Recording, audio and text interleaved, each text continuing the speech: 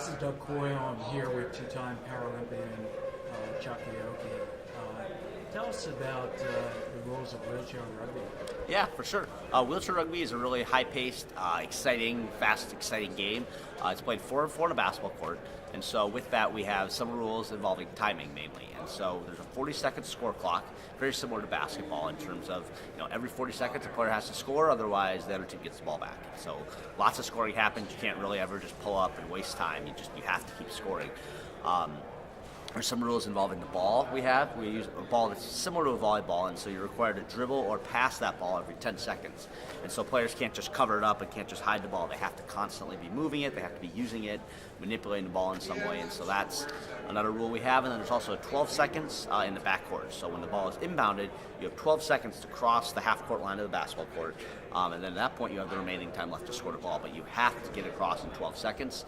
Otherwise, the other team gets the ball back. And then there's some rules involving contact as well. Chair-to-chair contact is pretty much no holds barred. You want to smash into somebody, knock them over, power to you. That's part of the goal of the game is to hit and smash guys.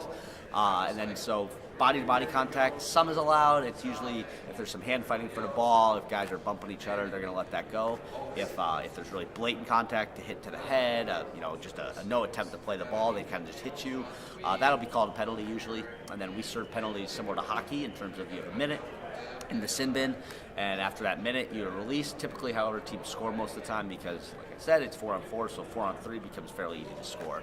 So we see lots of goals happening pretty quickly in that regard. And then it's so those are the main rules. We also have a key area very similar to sort of a basketball key that's on by each goal line on the end of the court. Only 3 defensive players can be in the key area at any given time. Offensive players only get 10 seconds. So some teams will engage in what they call a key defense type strategy and intended to sort of manipulate this small area to their advantage. So, but all in all, the rules create for a very exciting, fast-paced game. How'd you get involved in the sport? I grew up playing wheelchair basketball, and so I loved basketball growing up. And then when I was 16 years old in 2006, I saw the movie Murder Ball, which is a documentary about the 2004 Paralympic wheelchair rugby team. They previously it was called Murder Balls, the kind of the name they adopted until corporate sponsors said, that's not going to fly for us. And so I saw Murder Ball. I saw guys smashing each other, talking trash to each other, going out partying, having just a blast. I was like, oh my God, I want to play that sport. And my mom looked at me and goes, no, you're not playing that sport. Like, absolutely not happening. And I was like, oh, come on. So we went back and forth, for a couple years until finally she relented. Okay, you can go try it. And so I showed up. I was probably about 5 feet tall, 120 pounds, soaking wet. And the big old veteran guys looked at me and go, you want to play? And I was like, yeah, I want to play. They were like, okay. So they put me in a chair. They launched me into the wall. I got knocked around, went flying. And on the way home, my dad looks at me and goes, so did you like it? I was like, yeah, that was awesome. And so I basically got hooked ever since. I've been playing ever since then. I made the national team my senior year of high school. In 2008, I made the team. I've been on the team ever since. I've been a 2-time Paralympian, bronze medal in London in 2012, silver medal in 2016 in Rio, and hopefully heading towards gold in Tokyo in 2020. We had a number 1 ranking also this year. Yeah. We've gone back and forth with number 1 and number 2. Us and Australia are extremely tight. And the gold medal final in Rio was a double overtime thriller. We lost by 1 point in the last 3 seconds of the game, which is a tough way to lose, but it's the kind of game where it could have gone either way. These sports increasingly had a great deal of exposure recently. It's growing. So if an athlete sees people playing the sport and wants to get involved, where could they play, and how does that affect where they would live? Definitely. Yeah, so if you're interested in playing wheelchair rugby or finding it, the fastest thing to do is go to usqa.org. That's our website, and you'll find a huge community right away of a list of all the clubs. We have over 40 club teams, and I think that's about 1 per each state. We're in about 40 different states. So if you're in the continental United States, there's probably a team close to you. The other thing to do is go on Facebook and just search for wheelchair rugby, and you'll find us out there. USA Rugby, USA Wheelchair Rugby will get you in touch. And then, most of our teams our strongest teams are located in the West Coast, in Phoenix, Arizona, Tucson, San Diego. But there's also growing teams in the Midwest, like myself in Minnesota. We have a strong club team. Alabama has strong club teams. Florida has strong club teams. There's teams all over. If you want to get to the top level, you may have to move out west. But initially getting started, there's clubs everywhere, usually associated with local rehab hospitals or different athletic abilities. So there's a team out there for everybody to get involved in with wheelchair rugby. The team just reconvened recently for national training camp. Yep. There were, I believe, 25, 26 athletes at that camp, being held at Lakeshore Foundation, Birmingham, Alabama. Correct. And team was narrowed down to 16. Yep. You're part of that. Yeah. I believe you're. I don't know if they've named captains yet. We haven't named captains yet. I was captain of the 2016 Paralympic team, but we haven't named captains yet. And you have another camp coming up in April where you're narrow down the team to 12 athletes to participate in the America's Wheelchair Rugby Championship. What happens with the winner of that? So, we're going to have to pick a team, to go to the American Championships. This year is the qualifier for the World Championships next year.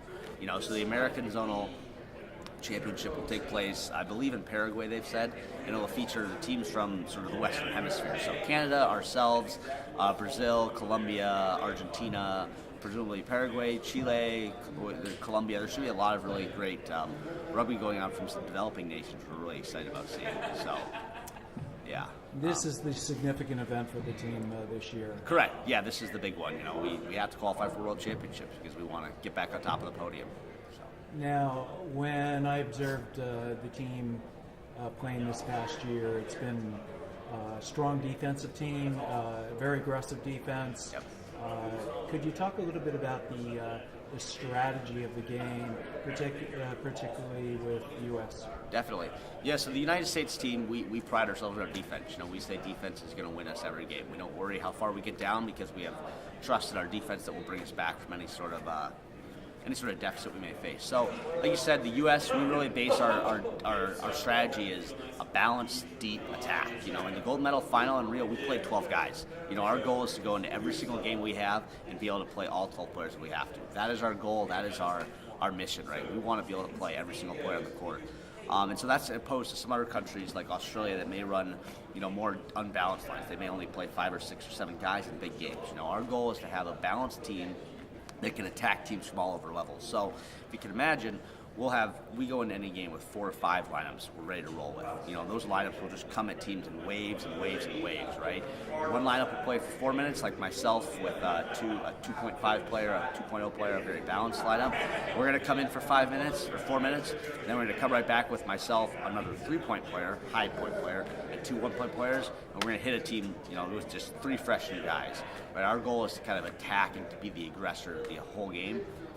Wheelchair rugby is a game built on aggression, built on speed, and we want to keep our players as fresh as we can for as long as we can to attack and just dominate teams as best we're able to. It seemed like that strategy has helped because I remember one of the games of the Paralympics, you were really rested much of the game, or I'm not sure if you even played one game. Yeah, I was able to rest for most of the entire game against France, I believe, the second half. And that is a credit to France is a good team. Like, they've developed a lot of wheelchair rugby in the last couple of years. They're a strong team.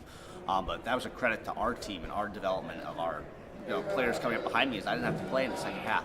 We were able to roll different lineups out there the whole second half, and I was able to get some good rest, which definitely helped with the fact that we had 2 overtime games that we'd still have to play later in the tournament, and then Canada, of course, which gives us a fight every time.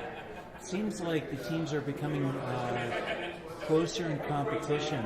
There were a lot of very close games at the Paralympics. Absolutely. Wheelchair rugby is not only the fastest growing sport in terms of the amount of teams playing, it's also fastest growing in terms of parity. The medal finishers were ourselves, Australia, and Japan. Those are the top 3 teams in the world right now. Canada only lost to Australia by 1 or 2 points, I believe, and only lost to Japan by 1 or 2 points.